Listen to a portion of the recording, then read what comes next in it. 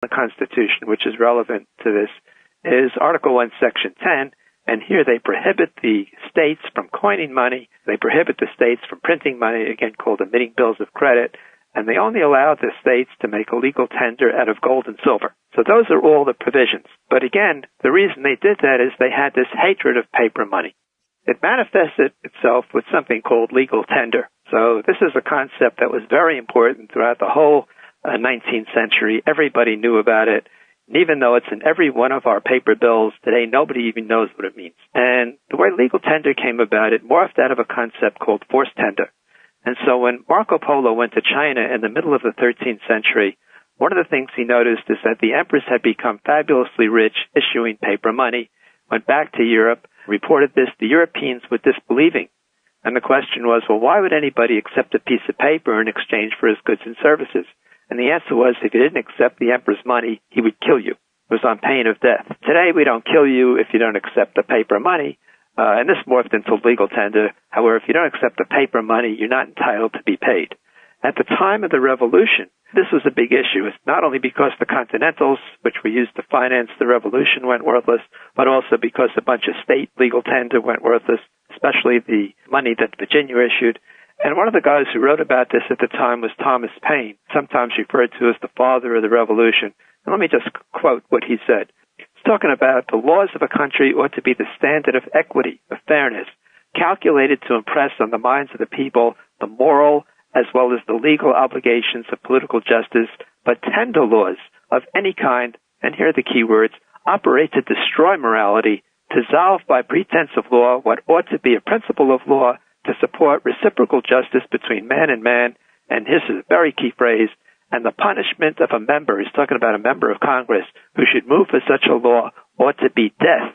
Death. And so, I mean, something that the founders felt, ought to be punishable by death, now it's on every bill. And the guys who were on this issue throughout the whole 19th century and had this exactly right was the American labor movement. And they asked the exact right questions, which are, if the money's good, why do you have to force people to use it?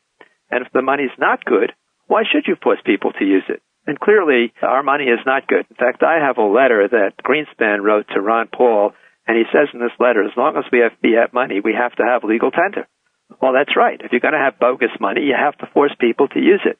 But it's the legal tender that is the coercion. Let me just back up a second here. There's another very important misrepresentation, a very key one that I want to tell you about. And this has to do with the definition of a dollar. So virtually nobody in this country is mindful of what the legal and the historical definition of a dollar is. And we have this notion that the Congress can make a dollar anything it wishes. Well, it turns out that the dollar is mentioned twice in the Constitution, and the Constitution, as you know, is the overriding law of our land. However, the word dollar is not defined in the Constitution. It's mentioned in connection with the slave tax, which is no more, but much more importantly, it's mentioned in the Seventh Amendment, which gives you a right to a trial by jury for any controversy exceeding $20. Now, if it were true that the Congress could redefine the dollar, that would mean the Congress could redefine the Seventh Amendment, which is ridiculous. And in fact, for the Seventh Amendment to have objective meaning, the word dollar has to have objective meaning. So what are they talking about in the Constitution? And again, this is the overriding law of our land when they talk about a dollar. And the answer is they're talking about the Spanish mill dollar. And the Spaniards had been mints all over the colonies from the 16th century on. And the coin that they produced, sometimes called a piece of 8 or a real, this was ubiquitous. This really was the major coinage of the time.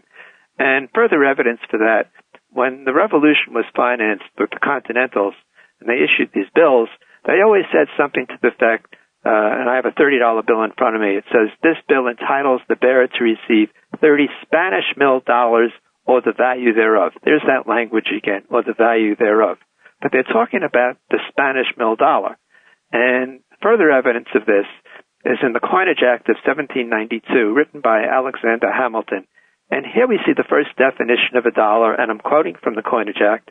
He says, each to be the value of a Spanish mill dollar, again that word, as in the same now current, and contain 371¼ grains of silver.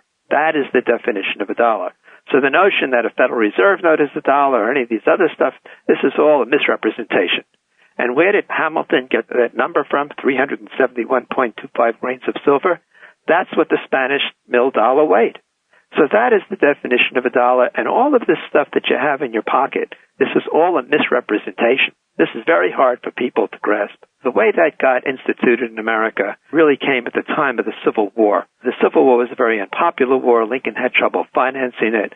They had instituted a tariff called the Morrill Tariff. It was 47%. The instant income tax didn't bring enough money, and they couldn't borrow the money because it would have popped interest rates to something like maybe 20, 30%.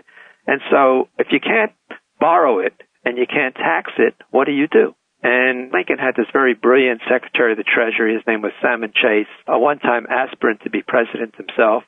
And he said, well, we'll just print it. And how do you get people to accept it? Well, we'll make it legal tender. And that's what they did. And as you might expect, this caused a great deal of controversy at the time. There's a lot of litigation. And after the Civil War, now Salmon Chase is the Chief Justice of the Supreme Court. And the litigation on this percolates up to him. And the first case that came before him was called the Hepburn versus Griswold case. He says there is no legal tender power. He says we did it out of necessity as a war measure. He says, but the war's over and that's it. But it turns out there were 2 vacancies on the Supreme Court, and there was a lot of lobbying to pack the court, and they did, with 2 railroad attorneys. And then another case came up called the Knox versus Lee case, and now Salmon Chase is in the minority, and he writes, and I quote, this is the key sentence I want people to hear, says the legal tender quality of money is valuable only for the purpose of dishonesty. So now you have a sitting Chief Justice of the Supreme Court telling you that if you have paper ticket money, it is dishonest.